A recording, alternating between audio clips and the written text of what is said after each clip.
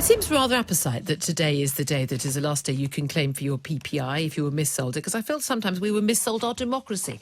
Were you missold a democracy? Were you not told that when you voted in a referendum that your vote didn't count if you voted the wrong way? Well, today is your last day to claim, folks. 11 p.m. for PPI. Perhaps a little bit longer to try and claim on your Brexit vote. Well, I'm one of those 17.4 million leavers who I think spent most of yesterday laughing our heads off at the absolute hilarity of the stop the coup, block the coup, threats to storm number 10, hysterical tweets from the likes of Hugh Grant, John Bercow, Guy Verhofstadt. Brexit derangement syndrome was in full flight. Can you just imagine if Brexiteers ever made threats like that or spoke like that? 1 million plus signatures now on a petition to try and stop the proroguing of Parliament. Do get in touch when it does reach 17.4 million, and then perhaps we'll have a conversation about it. Everyone has been demanding to see the Queen, everyone and their dog, it seems, insisting that if they could only meet with the Queen, they could persuade her that it wasn't constitutional to prorogue Parliament. But of course, it is constitutional for the Prime Minister to do that, because it's what every Prime Minister does before they go to have their Queen's speech. It's the longest Parliament in centuries to actually go almost 3 years without a Queen's speech. Personally, as a leaver, I'd rather we didn't have to resort to these sort of tactics, because tactics is what they are. We're not in a constitutional crisis. We are in a political confrontation. And yes, an early goal has been scored by Boris Johnson and number 10. But the reality is, this is not about undermining democracy. It's not about undermining Parliament. The people claiming they care so much about parliamentary sovereignty today are the very same people who would absolutely be delighted to hand over yet more powers to Brussels without the consent of the British people. So while Ramonas have been very happy to play with the Constitution when it suits them, threats of setting up an alternative parliament, ignoring the EU referendum result, seizing the legislative agenda, they're not very happy when it's done back to them. Does the Speaker, as Mr Bercow has made it clear, he doesn't like constitutional outrages, I'm sure he will not invent constitutional outrages of his own. But we've seen him do that before. You can't be accusing Mr Speaker of hypocrisy. That would be shocking and demeaning to his great office. Are you accusing him of hypocrisy? Certainly not, which is why I expect him to follow the conventions and ordinances of the House of Commons. You, of course, as Leader of the House of Commons, as opposed to a backbench MP, you made lots of remonstrations with the Speaker when you were on the backbenches. Now, I know perhaps a stronger position to do so, but in all due respects, you can't actually do anything to stop it. If the Speaker rules to allow something to happen in the House of Commons, he can do so. That's absolutely right, yes. But the Speaker is bound by convention and by the standing orders of the House, which I would expect him to follow. Various members of the Cabinet sitting around the same table as you in number 10 weekly have actually said that they thought that proroguing Parliament in such a situation would be unacceptable. Amber Rudd said it would be outrageous. Sajid Javid said you don't deliver democracy by trashing democracy. Michael Gove spoke out against it. Nicky Morgan, Matt Hancock, the Health Secretary, talked about how he would not have it if Parliament was suspended in this way. Do you expect any resignations by your colleagues?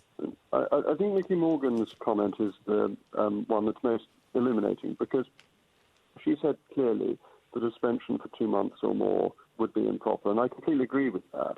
This is not Elizabeth I-style prorogation, where you suspend Parliament at your convenience and bring it back at your convenience. This is the routine preparation for a Queen's speech. As you said earlier, we're only losing about 4 sitting days, and therefore that is not what they were talking about. They were talking about an attempt to remove Parliament from the picture. That is not happening. There's plenty of time for Parliament to sit, Parliament to debate, and to get on with other things, because I think most of the country are now ready for our domestic priorities, and that's what the government must be dealing with. We've had inertia over Brexit for 3 years. We must now leave on the 31st of October and govern for the best interests of the British people thereafter. Just finally, does what's happened yesterday, does this make a Brexit on the October 31st, deal or no deal, does it make it more or less likely? We will leave the European Union on the 31st of October. Thanks be to God. What do you expect to happen next week? Parliament comes back on the Tuesday. Are we now expecting that vote of no confidence, which we thought had been pushed into long grass? Are we now expecting the Speaker, John Bercow, to allow the legislative agenda to be seized once again by backbenchers? What do you think is the most likely outcome? I mean, it's a very interesting point. You're absolutely right to highlight the fact that only 4 sitting days, or perhaps 1 or 2 more, but a very small number of sitting days will in fact be lost through this, and that it is standard. This is not exceptional as it's been played up, and it indicates how foamy the rage is of the people who've got so cross. What will happen next week? Well, there'll be a lot of jumping up and down. People seem to be imitating rage in a furious fashion, but I don't know precisely how they will respond. But as the Speaker, as Mr. Bercow has made it clear, he doesn't like constitutional outrages. I'm sure he will not invent constitutional outrages of his own. Given that the proroguing of Parliament is going to happen much sooner than many had expected, does that mean, though, make it more likely that we will get that vote of confidence next week and that they could possibly win it, even if it's only by a couple of votes? Well, that's exactly the point. I mean, if they want to have a vote of confidence, then they can do it. They can try and bring it forward. The leader of the opposition was gung-ho about it at the beginning of August, and then all of a sudden he went flat. Why? Because nobody wants to be in any interim administration with Corbyn and McDonnell, 2 Marxists, who frankly have no respect from anybody at all. So the reality is they have to put that on one side and say, oh, we'll do legislation, as though it's theirs to play games with. The truth is, they've done this again and again and again. And I keep coming back to the single fact that we have had 3 years. The British people voted to leave. The worst and most damaging thing that is going on at the moment is our inability to deliver on what the British people asked us. And let's just deal with this bit about a sovereign parliament. There's a lot of pompous nonsense talked about this. Let's be very clear. The British people are sovereign. They lend Parliament their sovereignty to debate and act on. We then give it back to them when we ask them to vote during a general election. When it came to the referendum, we were very clear. We passed that sovereign decision back to the British people. They gave us an instruction, a sovereign instruction, and we have failed to act on it. So the reality is it is Parliament that is at odds with the British people and in breach of the British people's sovereignty. And it's high time we got going and delivered on what the British people asked us to do. They're saying that the proroguing of Parliament would be such an attack and such an assault on democracy, is what Joe Swinson was saying. It would be anti-democratic, that they would have the right to do this. Do you think they are right? Well, we should really see what this meeting is all about. We should be realistic about this. This isn't about attempts to stop a no-deal Brexit. This is about attempts to stop Brexit completely.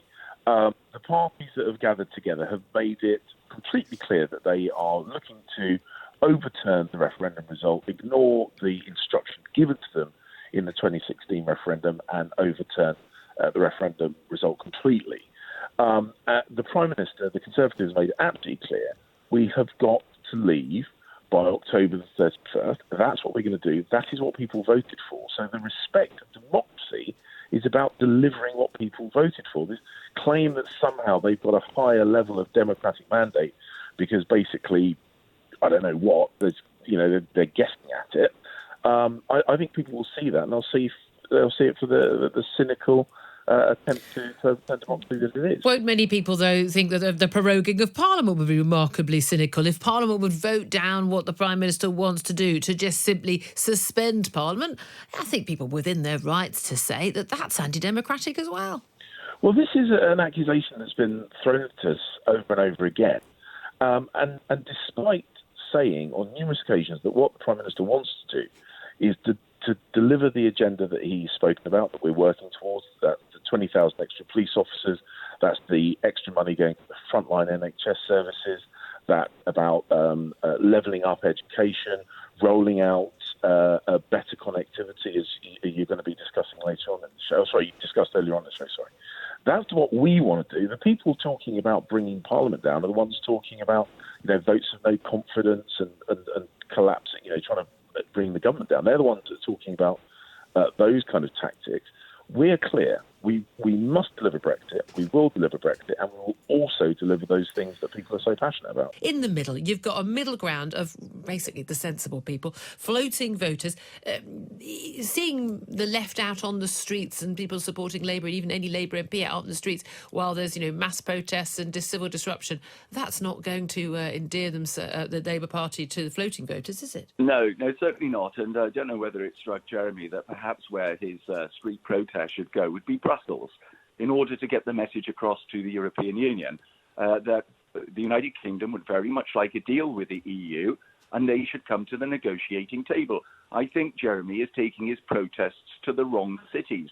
He should be going to the European Union and asking them to negotiate properly for a deal that is in the best interest of the European Union and the United Kingdom. Because I got some very bad news for Jeremy Corbyn and indeed some of the Remainers in my own party, and that is this. Yesterday, during my gardening session and also walking around Clitheroe, a number of people came up to me and they wanted to say how much they supported Boris Johnson. And one of them even said to me, listen, Nigel, I'm a Labour supporter, but I think Boris is doing a great job. He knows exactly what he wants and he's delivering it for the people. And so I think they've got it completely wrong in their echo chambers.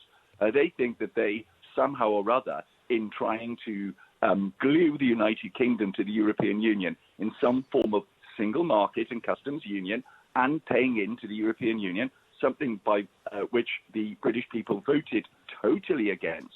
I mean, I'd say to my colleague and friend Ken Clarke, are you absolutely out of your mind if you think that it is the right thing to vote against Boris Johnson, who was democratically elected by the membership of our party, in order to put Jeremy Corbyn into number 10 Downing Street in order to stop what the people voted for in 2016? Just think of the sequences of everything I've just said, Ken, and for goodness sake, do not do this. I spoke to the Royal College of Nursing yesterday, and they, along with the British Medical Association and other health unions, are very, very concerned, they say, about the risk to the health service, medicines, cancer treatments. They say a lot of these treatments, they can't be kept sitting on lorries for any length of time. They're very dependent to the temperature and the like. And they are genuinely worried, they say, that we're going to see real problems with vital medicines coming into the country. Can you reassure people that the government is prepared to handle any of those problems?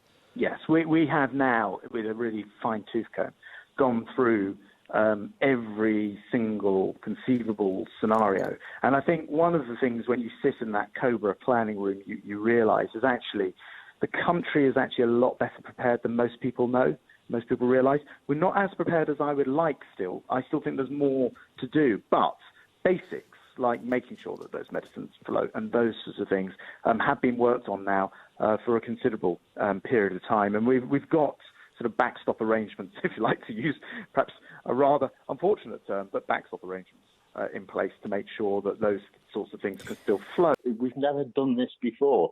It's exceptional, and we didn't. But it's not exceptional. It's not exceptional. John Major wrote for political reasons blatantly in 1997 during the Cast for Questions scandal for 6 weeks.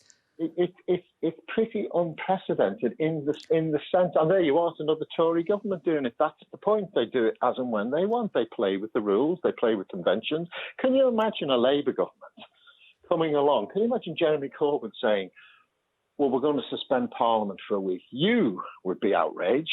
Everybody would be outraged. All the right-wing press would be outraged. The radios would be outraged. Everybody would be saying this is part of a neo-Marxist plot to preamble to the close down of Parliament permanently, because the Tories do it. But again, Rees-Mogg does it and puts it down to, well, what's wrong with that? But then you have the power. If you believe that this is not what Parliament wants and Parliament's opposed to it, then there'll be a vote of no confidence. It can be moved on the Tuesday. We can have it on the Wednesday. Boris's government will fall. We'll get either an interim government with Jeremy Corbyn as leader, or we'll have a general election. What's the problem? Well, the interesting thing about that, it appeared on over the waves at some point that, well, Boris might even ignore the fact that Parliament has had a vote of no confidence in him. That's the world we live in. It is bizarre, isn't it? Where you've even got speculation, and I'm not sure it's that much speculation, that Boris can say, Oh, well, I'm going to ignore that because it's a convention. When you lose a vote of confidence, it's a convention. You're not really having to fall on your sword. We'll just carry on regardless.